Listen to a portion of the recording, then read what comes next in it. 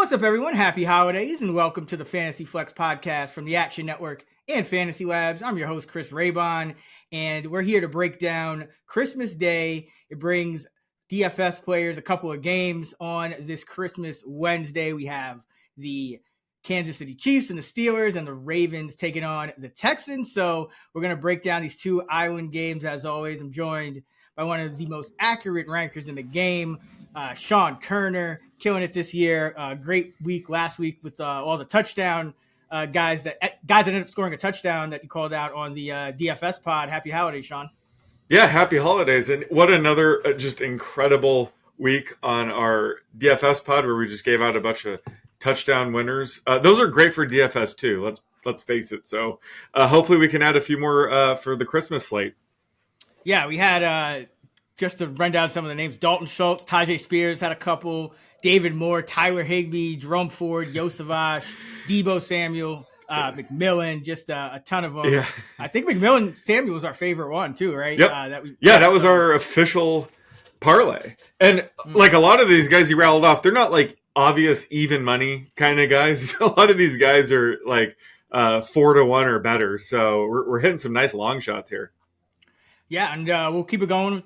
Break down this 2-game Christmas Day slate, and then we'll be back Tuesday with the projections pod and Thursday with the rest of the DFS slate for week number 17. So let's get into it. We have the Chiefs at the Pittsburgh Steelers. Chiefs favored by 2.5, low total around 43. Sean, when you look at this game, who stands out? I'm going to go with Hollywood Brown here, who, finally made his Chiefs debut last week. And he looked great. He had 5 catches, 45 yards, only ran a route on 33% of Mahomes dropbacks. So would just imagine that's only going to go up this weekend going forward. But he saw a ridiculous 53% target rate on his routes. I think it's safe to say Mahomes was obviously excited to see him finally in the lineup to provide them, more explosive weapon for this offense. We haven't really seen this offense be as explosive the past couple of years, so Brown could help fix that. But the Steelers secondary is dealing with a ton of injuries right now. Both starting cornerbacks, Joey Porter Jr. and Dante Jackson, are both questionable. It would be hard to imagine them being able to heal up in time to play here on the short week. Plus, safety Deshaun Elliott could miss his 3rd straight game. He's dealing with that hamstring injury. But his absence led to a couple of players being out of position last week, and I think it led to some miscommunications, especially on that Isaiah Likely touchdown. So maybe we have some blown coverage here with Marquise Brown, wide open for a touchdown or something. But either way, I think he's a good bet, to make a big play or two here. And like I said, I think this is still a good time to invest in him. Obviously, he had a good game last week, but his playing time's only going to go up, and his chemistry with Mahomes is only going to get better. So I think now is the time to continue investing in Hollywood Brown. Yeah, and kind of going off that, a guy like in this game for the Chiefs is Noah Gray, particularly because, as you mentioned, all those injuries and the fact that now they have another weapon at wide receiver in Marquise Brown. You're going to probably see, with some time to prepare, Pittsburgh protect their cornerbacks, protect, deep and down the field. And I think that opens it up for Noah Gray a little bit here. He's tied for second on the Chiefs with 6 end zone targets this season. He's got 5 touchdowns in the past 6 games. And Pittsburgh has allowed 3 touchdowns, 2 tight ends over the past 3 games, including Isaiah Likely last week when they were kind of out of position and probably some miscommunication, just dealing with all those injuries. So you still have to account for Kelsey. You still have to account for, and now you have to account for Marquise Brown, Hopkins, in addition to Xavier Worthy. So it's really tough to also devote any attention to Noah Gray. So I think he could be kind of a sneaky one to benefit. And Kelsey, maybe he doesn't play quite as much this week. He played 65 snaps this week, 67 the game before that. That's the most he's played in a 2-game span all year long. So like Noah Gray. And guy you mentioned, I think last week, that you had been ranking him low, actually didn't play well this week, but usually you're like a week ahead of these things. So I got to mention Freiermuth this week because, quiet game last week, but he does have a touchdown on 14% of his catches with Russ compared to 9.5 with Fields, and still a touchdown in 3 of his last 4 of his last 7, even without one against Baltimore, but he's the only Pittsburgh tight end that didn't pass block last week. And I think, in this matchup, you're probably going to want to pass block a little bit. I know Jones may be out on the interior, but still, I think the Chiefs pass rush is something that you're not going to want to just have all the tight ends always running routes. So Freiermuth's still the most likely guy to get in the end zone. And I think you saw some a Connor Hayward touchdown last week, or was it Michael Pruitt? No, Michael Pruitt and Patterson. So you saw some kind of randos scoring touchdowns for the Steelers last week, but I think it's a good week to kind of buy back in on probably the most likely guy, even if Pickens plays, because again, you're going to be, devoting the most coverage to Pickens here. Freiermuth, great red zone target for Russ. So Noah Gray and Freiermuth.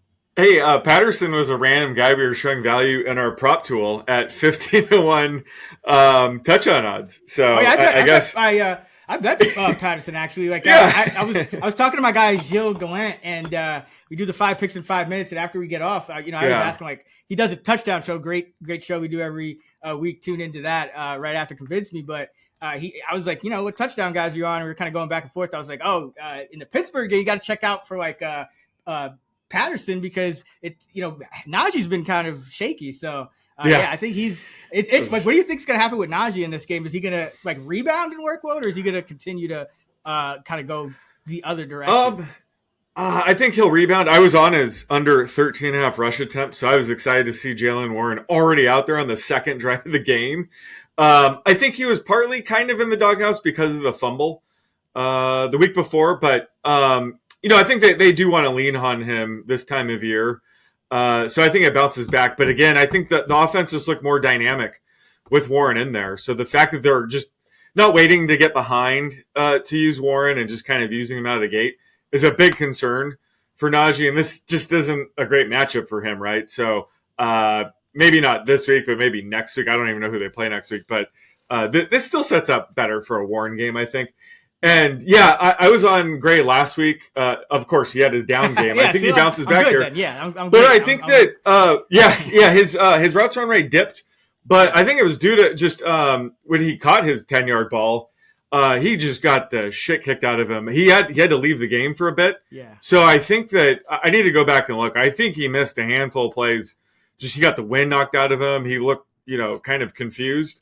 So they held him out, I think, the rest of that drive, maybe some of the next one. So I think his playing time is going to bounce back. And Noah Gray's been so consistent that, I think this is a great time to kind of buy low on him. And some of those miscommunications I was talking about from the Steelers side were guarding both Ravens tight ends. So what kind of a horrible matchup to have here against the Chiefs with two great tight ends as well. So I think we continue to see some kind of miscommunications on the short week. Yeah, and before we get into the Ravens Texans, actually, let me ask you one more. What are you projecting for the backfield split for Kansas City? Because I feel like every week people keep expecting Pacheco to kind of finally be the guy that's getting the most work. But I think he had one game where he was kind of in that lead, and he has generally seen some decent work in the first half. But over the course of the game, it tends to even out or kind of go in Hunt's favor. Are you projecting kind of a 50-50 split between those two, or does it lean Hunt at this point? Yeah. Well, it's too early. I actually don't have initial projections yet. We're day early for that. But I'm looking at my raw file, and you're right. Hunt has kind of taken back over as the lead back. I'm assuming they just kind of want to limit Pacheco when they can. And Hunt's been playing well. So, on the short week, maybe they were kind of taking it easy with Pacheco, planning to use him more on the short week, but who the hell knows when it comes to these situations, right? So, I'll probably have it projected closer to 50-50 split in terms of rushing work. Maybe this is more of a hot hand approach. But once they get to the playoffs, I think it's safe to say this will be clearly Pacheco's backfield. But for now, the Chiefs can afford to kind of limit these guys and keep them fresh for the playoffs. Yeah, I think that's something to keep in mind. Just in general on this slate, we have the guys we like, but really anybody for the Chiefs, I feel like that's not an obvious guy is in play, like a Watson or a Juju or a Pirine, because we've seen this with them 3-4 years now. Ever since in the post Tyreek era, they split the wide receiver snaps up. We've seen that. They're never really giving guys 90-95%. So That goes back to when they had like MVS and Sky Moore and all those guys. Now it's just Hopkins and Marquise Brown. But and then the same thing in the backfield. They're always going to kind of work guys in and never really ride one guy. So this is a good slate to kind of just go off the board a little, especially on the Kansas City side. Yep. All right. Second game, Ravens at the Houston Texans. We have the Ravens favored by about a touchdown. The total is, 46 now? Let's see. 46 and a half. Somewhere around 46 and a half. So it's a kind of mid-range. Of course, the Texans unfortunately lose another receiver in Tank Dell to just a really tough injury. So that's what they're dealing with right now. They're down to, looks like, Nico Collins, Robert Woods, Xavier Hutchinson, maybe Mechie returns. He was listed as limited on the initial practice report, and Jared Wayne at receiver. So with that said, what are you looking for in this one? I'm going to go with Xavier Hutchinson here as kind of a sneaky dart throw, touchdown back kind of guy. But as you alluded to, Tank Dell just suffered a brutal end of season injury, and hopefully he'll be able to play next year. So prayers out to Tank Dell. I know he's your boy, so that was tough to see. And CJ Stroud's reaction to it, just terrible situation. They're obviously without Stephon Diggs as well. So John Mechie missed last week due to the shoulder injury. We'll have to wait and see if he's going to even be able to return. If he does, it'll be a mixture of him, Robert Woods, and Hutchinson absorbing most of Tank Dell's leftover snaps and targets. Mechie would probably offer the highest floor of the three if he plays, just because he'll probably see the most playing time. Probably, in between the 20s kind of guy. But I think Hutchinson is sneaky because I'm surprised he actually doesn't have a touchdown in his 2-year career yet. But he does profile as a guy that kind of would be a sneaky red zone threat. He's 6'3", 210. Was Brock Purdy's top target in college. So I think this is a good spot for him because the Ravens are a pass funnel defense. Could make a big player too here. And like I said, he's probably overlooked in the touchdown market as well because, again, he has 0 touchdowns. But with all these receiver injuries, especially if Mechie's out, I'm going to like Hutchinson even more. I think he's just going to step up at some point. So I'll go with the sneaky player in Xavier Hutchinson. Yeah, I feel like we got to have another special episode in week 18, which is all the guys that haven't scored all year. You just kind of point all the guys Hutchinson out and create like a mega round robin touchdown part of DFS lineup around. We absolutely have to do that. And, will Trey McBride be part of that still? Yeah, who knows? What I'm wondering. He's got 2 weeks to figure it out, but we should absolutely do that. Couple guys I like here. One, Adare Ogunbowale for the Texans. After Nico Collins, who has 10 end zone targets for Houston, there's only 4 other Texans that have more than 2. Tank Dell, who has 6, he's out. And then Diggs, Mechie, and Ogunbowale have 3. Diggs is out. Mechie, you mentioned, is questionable. Did get in a limited practice on Sunday, so we'll see how he's trending. But either way, Ogunbowale is another player that's kind of sneaky because he is, the backup to Joe Mixon, plays on, passing downs 2-minute and whatnot. That could be a situation that Houston finds itself in. And this Ravens defense, they're really good against the run. And that's why teams tend to pass more against them. So you could see a few more snaps for Ogunbowale here. They have given up 4 receiving touchdowns, 2 running backs, which is tied for the 6th most. So we've seen Joe Mixon get a little bit of a downtick in snap rate over the past few weeks, into the mid-60s. I know he's a little bit banged up and could just be some of the game script stuff, but this kind of sets up the same way. So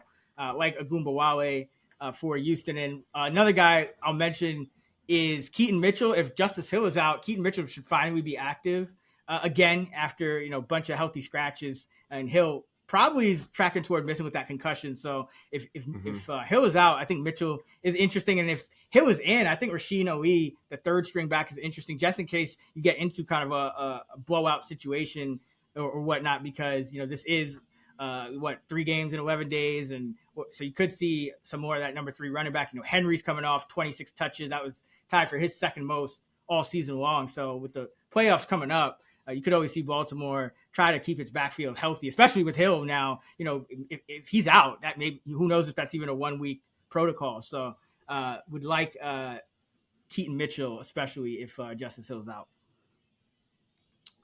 All right, so that's going to do it for our Christmas special episode here on the Fantasy Flex. Again, we'll be back with breaking down the full slate on Thursday.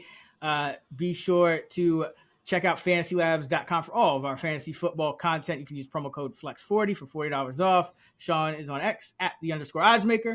I'm at Chris Raybon. We're at those same handles on the free award-winning Action Network app. Happy holidays, and let's get this money.